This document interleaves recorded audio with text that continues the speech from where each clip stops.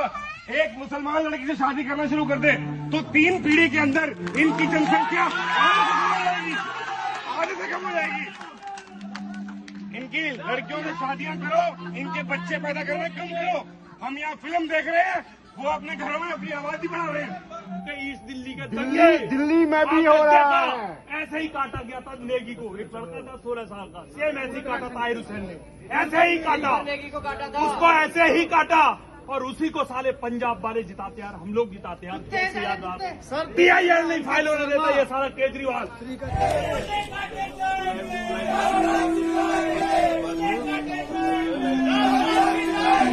उत्तर प्रदेश में उत्पात मचाने के बाद जो कोशिश राष्ट्रीय स्तर पर उत्पात के प्रदर्शन की है, उसमें असली असलहा और बारूद का काम कश्मीर फाइल्स अच्छी तरह से करना शुरू कर चुकी है।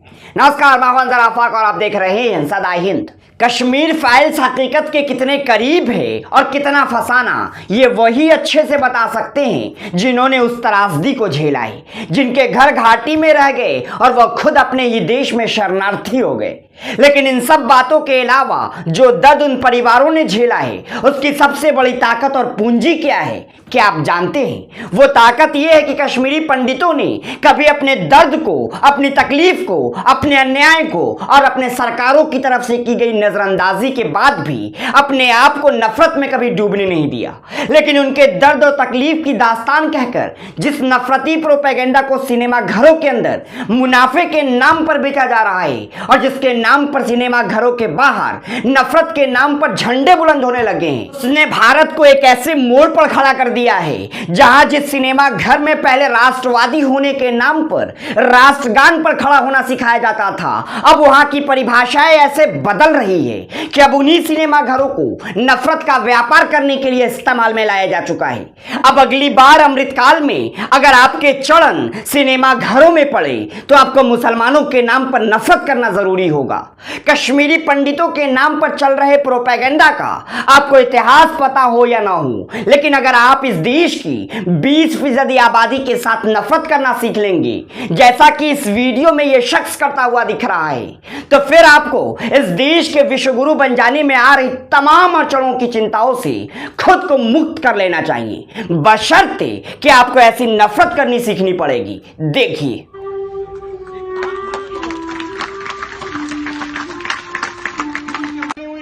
जो 20 साल 25 साल से कम है, अगर हर लड़का एक मुसलमान लड़की से शादी करना शुरू कर दे तो 3 पीढ़ी के अंदर इनकी जनसंख्या आधे से कम हो जाएगी। इनकी लड़कियों से शादियां करो, इनके बच्चे पैदा करना कम करो। हम यहाँ फिल्म देख रहे हैं, वो अपने घरों में अपनी आबादी बढ़ा रहे हैं।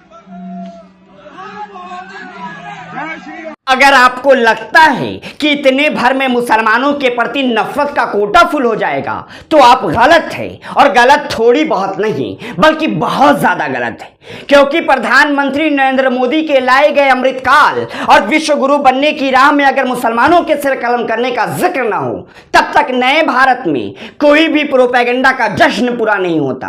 अगर हमारी बातों पर किसी तरह से यकीन कर पाना मुश्किल हो रहा हो तो याद कीजिए हरिद्वार का वो धर्म संसद, जिसने शुरू से लेकर अंत तक हर मोर्चे पर अधर्म ने अपना पूरा तांडव मचाया था, और कैसे उस अधर्म संसद में जिक्र हुआ था कि मुसलमानों को नरसंहार ही इस देश में हिंदुत्व की पताका लहराने के लिए सबसे ज्यादा जरूरी है। ऐसी घिनौनी बातें जिसके बाद आरएसएस के लोगों से लेकर मोहन भागवत तक को पल्ला झाड़ना पड़ गया था। लेकिन जिस मामले को हम और आप रफा दफा कर चुके थे, वो धर्म संसद के दूसरे संस्करण के रूप में सिनेमा घरों में शुरू हो चुका है। मुल्ले काटे जाएंगे, राम राम चिल्लाएंगे। एक बार सुनिए कि लोकतंत्र वाले देश भारत में नरसंहार के नारे सिनेमा घरों में कैसे लगते हैं।